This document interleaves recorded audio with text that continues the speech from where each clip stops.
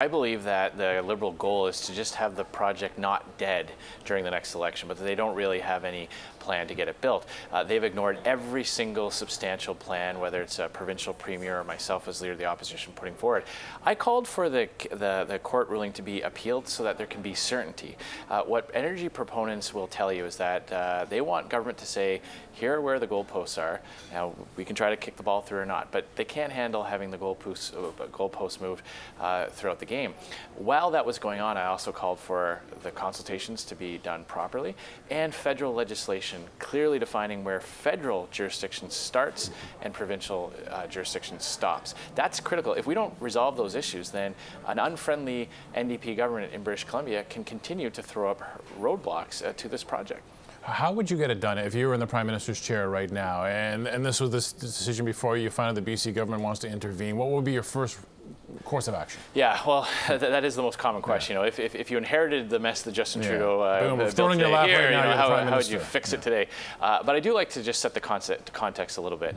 When the Liberals took office, there were several major pipelines being proposed. There was Northern Gateway, which would have brought energy to deep water ports that would access Asian markets. Trans Mountain doesn't really do that. There was Energy East, which would have brought Western Canadian energy to Eastern markets, displacing foreign oil. The Liberals purposefully killed the Northern Gateway and then over-regulated Energy East by putting that double standard upstream and downstream emissions test on it.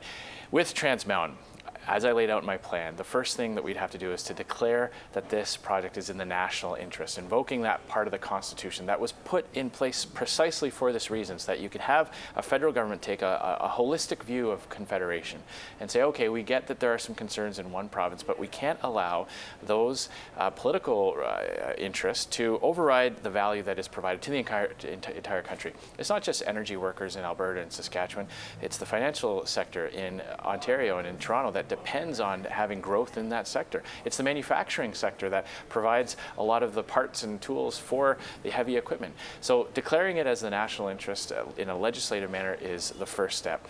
Then the court has clearly identified how the consultation processes have to be handled. I called on the government to appoint a special ministerial representative to have that direct relationship with the minister. How about the involvement of a former Supreme Court justice now? Was that a smart move on the behalf of the Liberals? If you're worried about a process that'll appease the courts, yeah, this guy knows something about the justice system. I think I will say that I think that's a good indication.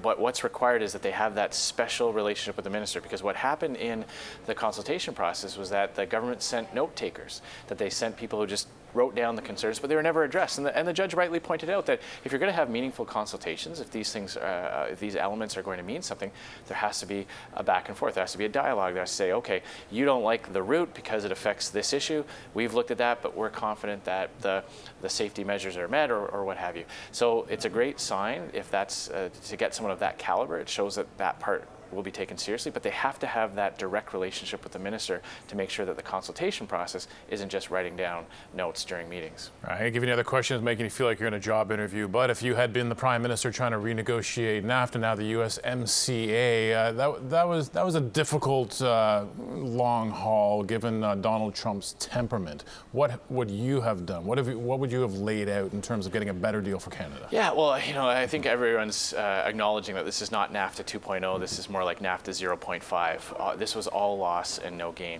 And, you know, it was the Prime Minister's own decision to volunteer Canada to be part of the renegotiation process. You'll remember Donald Trump was focused pretty squarely on Mexico when this all started, and Justin Trudeau waved his hand and said, we'd like to be part of this too.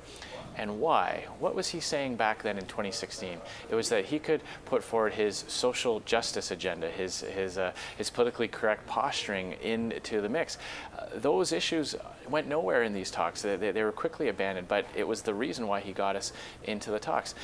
So you think a different tack? We could have just flown under the radar on all this, and Trump would have been angry with Mexico. They would have rearranged that part of the deal, and we would have had status quo. I think it's a legitimate a legitimate question to be asked would be what was being discussed in those early days that we could have perhaps resolved in a very quick way. Obviously, in auto parts, the president was focused on the cost of production in Mexico. That doesn't really affect Canada, does it? You know, we have a similar type of labor legislation regime that they do in the U.S. We have the same types of union structure, the same types of wages and benefits. So there are a lot of issues that were of concern that didn't really impact Canada. But because Trudeau volunteered to be part of the discussions, here we are. Also, weakening our position here at home. You know, when you're sitting down at a negotiation table, the more Americans that are fighting to get their money into Canada, the stronger position we have. But with a carbon tax, with canceling big energy projects, with the attack on small business, with a lack of action on competitiveness, the Trump administration made the U.S. economy very appealing to foreign investment. We've seen the numbers skyrocket in the U.S. with tax reform. It's still months later, and Justin Trudeau hasn't done anything on that. So I believe we had a weaker position at the negotiation table because of all these decisions. On that note, the tax competitiveness and what the Americans have done. We're getting a fall fiscal update in short order. I was talking to Minister Morneau the other day. He didn't give me a date, but he said it's coming.